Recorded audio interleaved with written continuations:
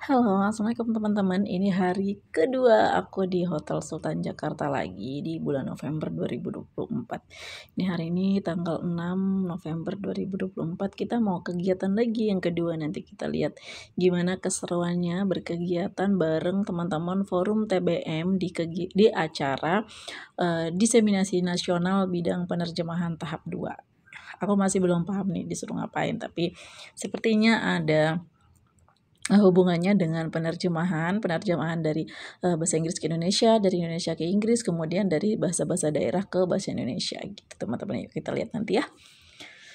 Ini aku mau sarapan dulu sama Mbak Ine karena kebetulan aku bareng Mbak Ine dari komunitas pena dan buku, satu kamar juga sama beliau. Jadi kita mau sarapan dulu nanti kegiatan.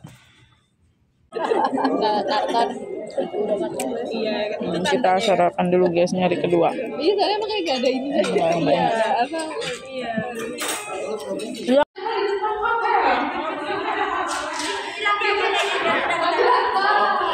Nih guys, para pengelola TBM lagi sibuk untuk nempel-nempel kegiatan TBM-nya. Kita lihat dulu, nanti kita videoin satu persatu ya. Kita lihat dulu mereka sibuk, aku santai dulu guys. Nah. Ini yang paling menyala ini. Ada 3-4 menit lagi, silakan didokumentasikan masing-masing di Instagramnya. Dari luar biasa dan kami ya. Kita bikin langsung. Udah. Boleh.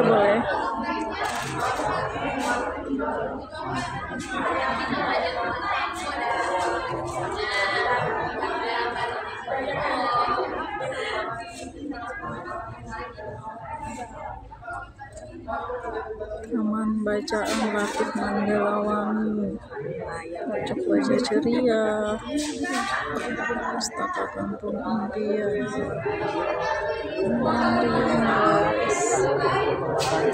Harus ke Jakarta itu satu asosiasi. Terima kasih.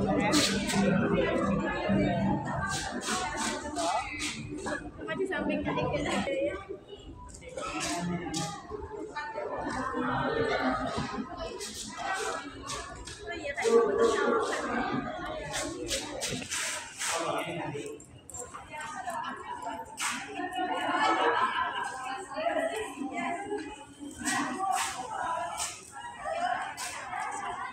Kami itu punya kisah yang sama. Kemudian kami merefleksi jadi apa mereka sekarang. Ya kan? Sudah berlalu hampir 50 tahun, saya sudah mau setengah abad umur saya. Kemudian kami mulai, orang tuanya apa ya? Apakah ada saudaranya yang seperti saya? Walaupun saya dari keluarga yang pas-pasan, tapi karena punya saudara yang punya banyak buku yang tidak dimanfaatkan oleh sepupu-sepupu saya, tidak baca buku. Saya lah yang melahap semua buku itu. Akhirnya ya saya menganggap saya agak literat. Begitu pula halnya dengan suami saya. Dan kami mulai satu-satu, si ini, oh ya, pantesan setelah besar dia jadi preman untuk kemudian gitu. Ini kisah yang menjadi perhubungan kita bersama.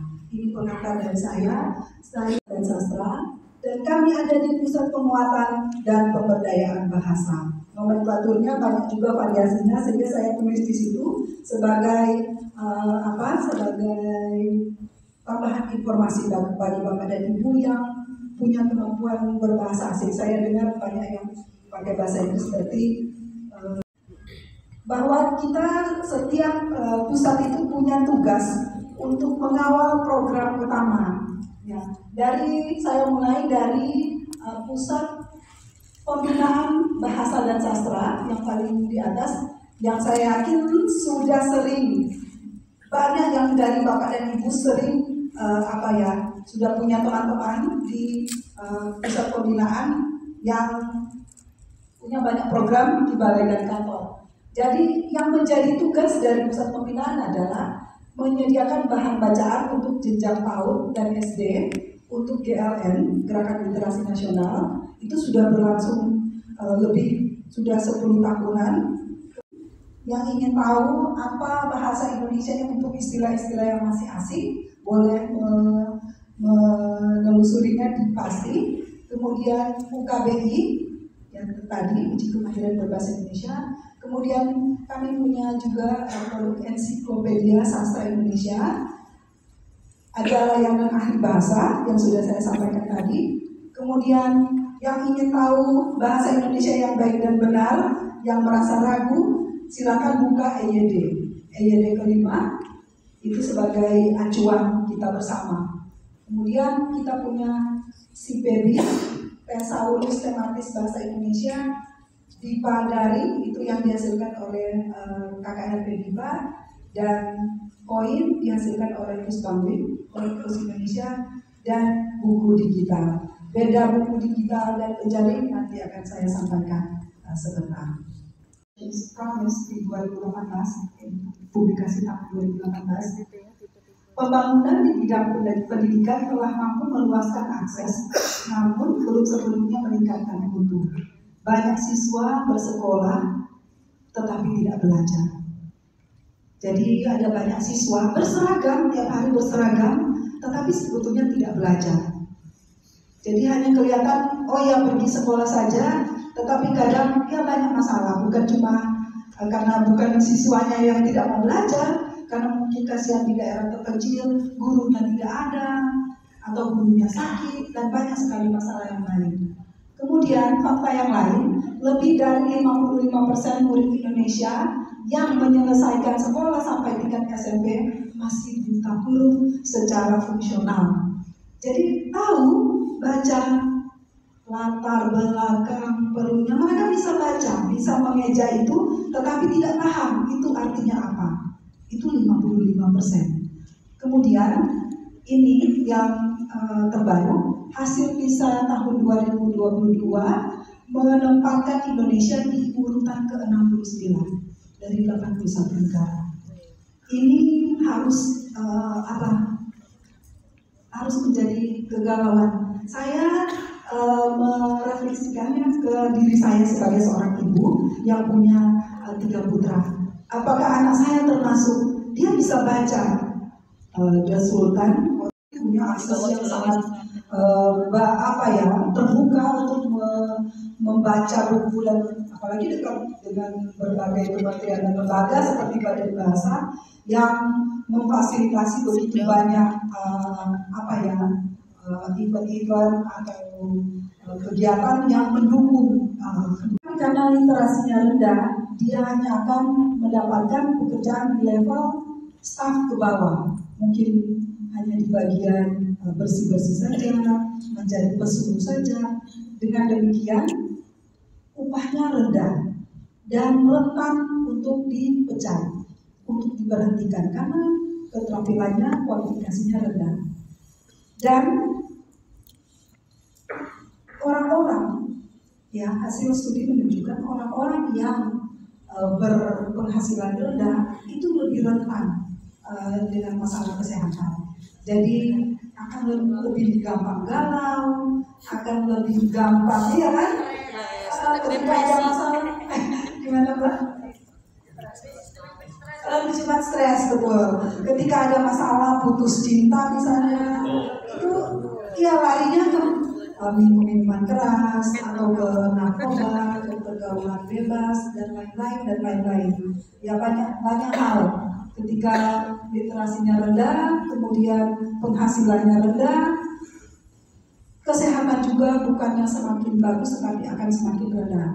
Dan yang paling kita takutkan di paling bawah, ketika terjadi konflik sosial, ketika terjadi tawuran antar kampung, perkelahian di mana-mana, itu biaya untuk vandalisme, ya kan, perusakan fasilitas pemerintah, itu termasuk di situ. Itu masih muda atau sudah tua? Sudah tua. Ada kacamata dan itu apa yang panjang warna hitam?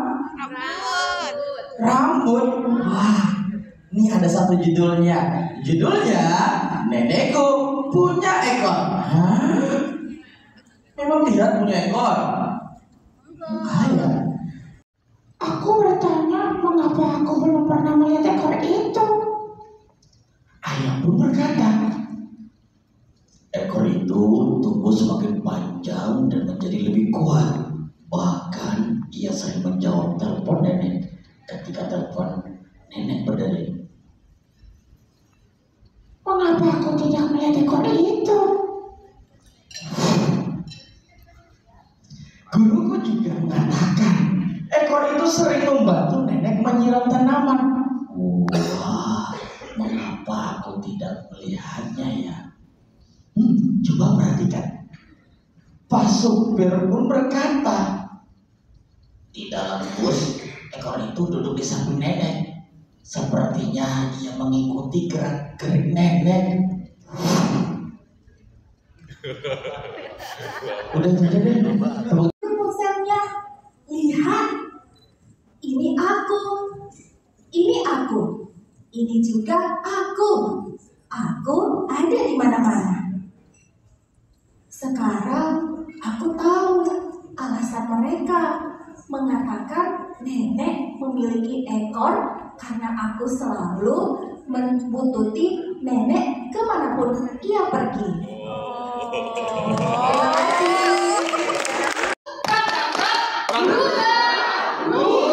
Sekali lagi belum apa sekarang? Tepuk Superman, wus. Berubah.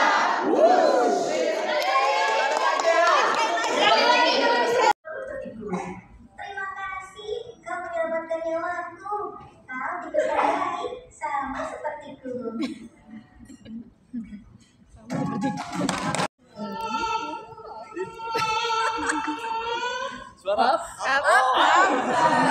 Besok masuk lagi. Rakroso sawya saiki mudhun saka tembok dhuwur menyang jogan. Kerasa.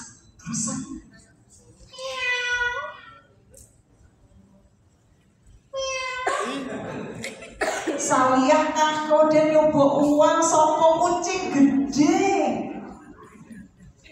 Kok panjang ya kan ya? Kita akan berbagi dengan orang Jawa yang lain.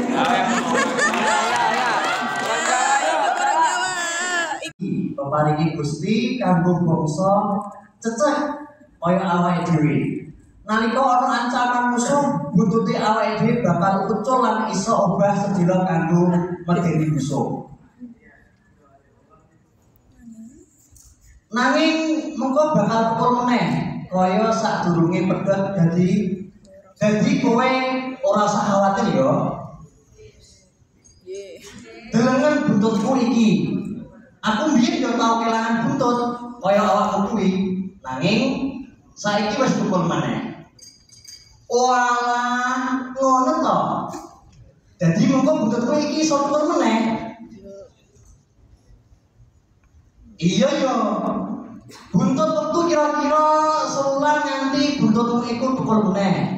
Wis, ayo melu dolan karo aku. Awake dhewe golek pangan nyamuk kang lemu-lemu. Senajan ngaton cilik. Kita hari ini udah selesai 2 materi, ini lagi makan siang, nanti lanjut lagi. Ini aku udah selesai makan siang, ini makan di shop siang bareng kakak, siapa ini kak namanya? Nama sampean? Kak Wahyu dari? Riau. Oh, dari Riau, jauh sekali. Ini masih wajah yang sama. Nah, sepertinya kita berdua tidak terpisahkan, guys. Halo. Ciri khas? Samboja IKN. Oh iya, enak sekali. Enak. Cuma rasa kalian ini ada kurangnya dikit. Apa kurangnya, Bu? Manis. Kurang manis. Iya. Karena kan kalau nanas tuh harusnya agak asam-asam gitu. Oh iya. Tapi enak. Iya. Harum lagi gitu. Oh iya. Buka aja udah keciuman enak. Udah keciuman, alhamdulillah. Kasih Ibu. Luar biasa, enak banget dodol nanas. Semua orang-orang yang di EKN wajib coba ini. Dodol nanas. Dodol nanas. Ini dodol nanasnya. Endorse.